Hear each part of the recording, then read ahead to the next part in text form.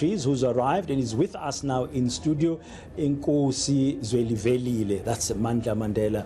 Good morning. Thank you very much for taking your time to talk to us ahead of the service. Your reflections on Prince Mangosuthu Buthelezi. What do you remember mostly about him? What stands out to you or for you about him? Well, for us as a family, we've had a closer relationship with Umntwana kaPhindangen. Which dates back with the early years with my grandfather in the 50s. Grandfather always used to tell stories about how Shenge would accompany His Majesty King Bhekizulu to our house in Vilakazi Street, 8115. Umntwana would come in with the king and sit in the lounge. My grandfather used to be the legal advisor to His Majesty. And often when Ukamela Ubawusisulu used to hear that the king was there, he would come with our king, Jongklang, and he would say, Madiba, why are you not saluting? We are here with the king. And Ushenge would say, which king? There's only one king in the house here, the one that we are seated with. So this is the connection that we've always had as a family. And I think that bond grew even closer during Madiba's incarceration. Ushenge, we used to visit him and see as to how best we can find an amicable solution to the challenges of the time.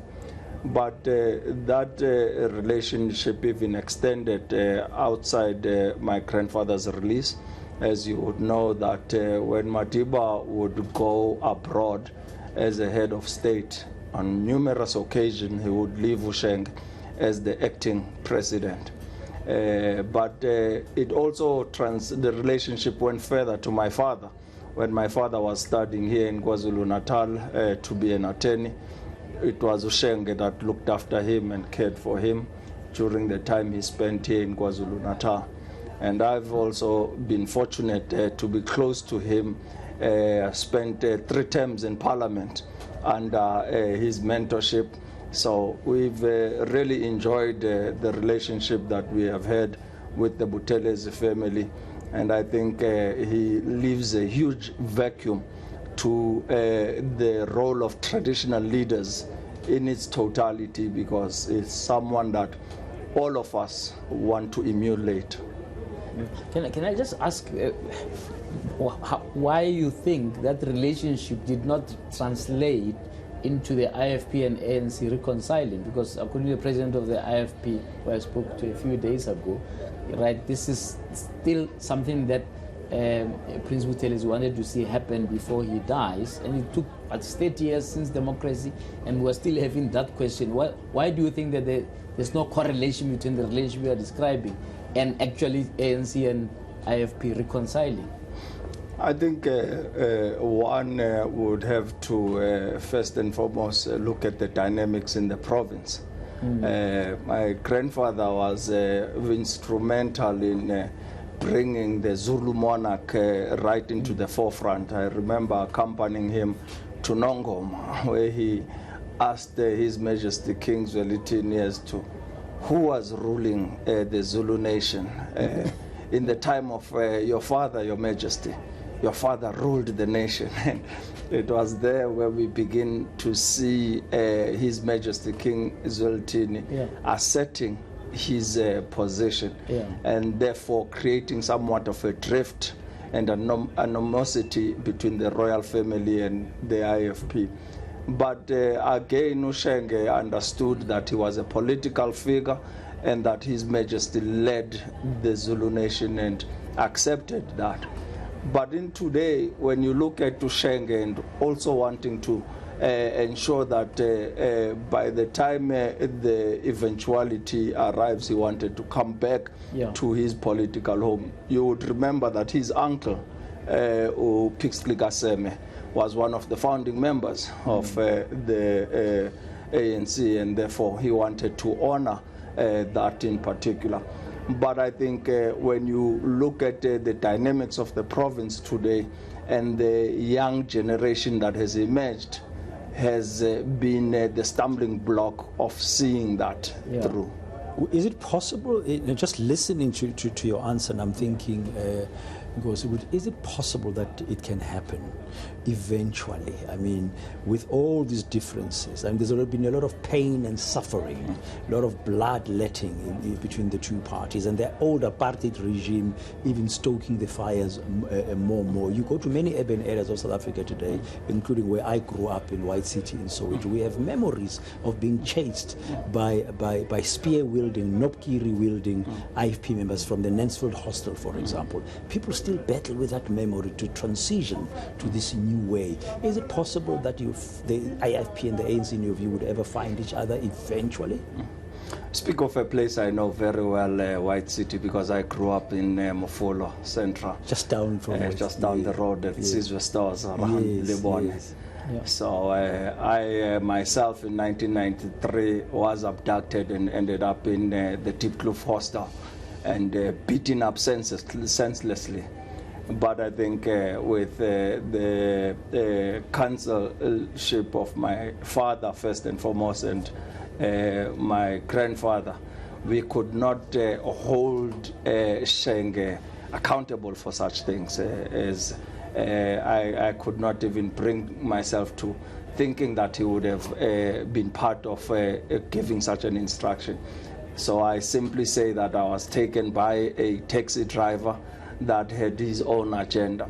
But I think us as Africans, first and foremost, have to ask ourselves the question if we've actually addressed the scars of the past. Many of us are quick to hold real grudges against our own, but are easily forgiving when it comes to the settler colonialist that enslaved us for 350 years with 60 years of a brutal apartheid era. And we have seemingly reconciled with that. And to witness us accepting and releasing someone like Yalus Walus, and then today we want to be holding grudges on one of our own. And I think these are the issues that South Africans need to come to addressing. And root cause of that, if we have not addressed the land issue our people bled and died for, these scars will continue to surface. So land at the core of it. I link to that. It's interesting what you are saying. So are you saying that in terms of the reflections on his legacy, and I'm sure now it's almost a week with people reflecting, that you find that people are putting him in a box of, in a sense of guilt around the violence that took place between the ANC and IFP, rather than look at it broader? Would you say that? Because there are arguments that says nobody is all good or all bad. So when we are reflecting on somebody's legacy, maybe about the timing of it, that well, before a funeral, you don't bother too much with the negatives. But if we're looking at writing history long term, how would you characterize this legacy? Because clearly it's a complex one. It can't be brushed with one sort of brushness, so in a sense. Your view? Absolutely. It is a very complex legacy, and I want us to continue looking at what the root cause of all our problems that have been as Africans have been a result of colonialism and the brutal apartheid era. The divide and rule that they brought amongst our people is what led to these tensions and bloodshed.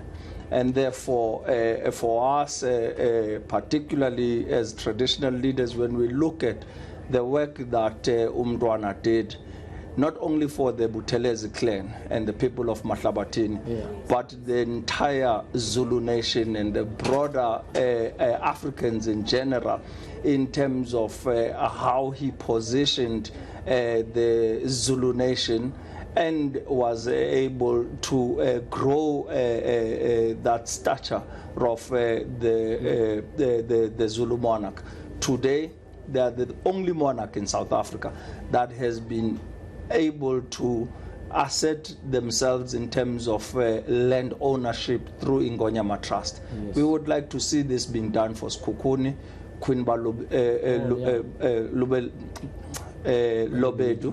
Balobedu, Queen Mjaji, and many other kings right throughout our country, of the Mpondos, of the Xhosas, of the Tembus, would like to achieve that. And I think our government has to really pay attention to that and ensure that we are asserting our nations and monarchs on an equal platform. The healing part, you mentioned earlier that we haven't healed from the wounds. What should happen? What should we be busy with? We had the TRC, Truth and Reconciliation Commission, where the IFP and the ANC and many others were there, but we didn't really get down to the bottom of it. We got some stories, and the recommendations out of it have not been fully implemented as we hear. But how do we ensure that we heal going forward? Because we can't carry these wounds forever. It's been 30 years into our democracy and we've not truly addressed the issue, and I think TRC just brushed over a number of issues. And many may say that do we want to pursue and undergo a punitive settlement? It's not what we seek, but we need to be told the truth of the atrocities that were carried out. Many South Africans today live with unknown graves of their families. Yes. And you would understand how we as Africans connect spiritually to those that have departed. We want to ensure that their spirit is properly laid to rest, and therefore I think that session needs to be reopened. We need to see as to how we fully cleanse our nation. Yeah, it's an important one. As you were talking there, we're seeing Bantu Holomisa arriving, one of the leaders who are arriving as we are monitoring the situation. There you have him live on our screens now. That's General Bantu Holomisa, the leader of the United Democratic Movement, the UDM. When you leave here today, we're going to be concluding and let you go because you have to get ready as well and join other dignitaries. What would you want South Africans to really keep in their minds? Because we're going to be analyzing this complex, multifaceted figure that Prince Mangosuthu Buthelezi was. What would you like South Africans to keep in mind going forward? I think one thing we can take away from this legacy is how Umntwana kaPhindangene always was a champion for his traditions and culture. And I think we need to show our beautiful diversity as South Africans and be able to promote our traditions and culture right throughout the landscape of our country. You know, when it comes to dealing with the land issue, we are stuck on this 1913 Land Act. Yes, Land Act. And no one wants to break that boundary and speak about the first atrocities that were meted out on the arrival of Jan van Riebeeck in 1652. And therefore, we need to unlock that history and speak about the Sen and the Khoi and their role. Few South Africans know that the Sen actually waged a war in 1510 and defeating the Portuguese general Francois Almeida in a Battle of Salt River. And these are things that are not spoken about. The Xhosas fought a 100-year war of land disposition. Some want to coin it as frontier wars, but we know that these were wars of land disposition. And those are not spoken of, and I think through the legacy of Umntwana kaPhindangene, we can do more to promoting our traditions and our culture. And this is what he leaves us with.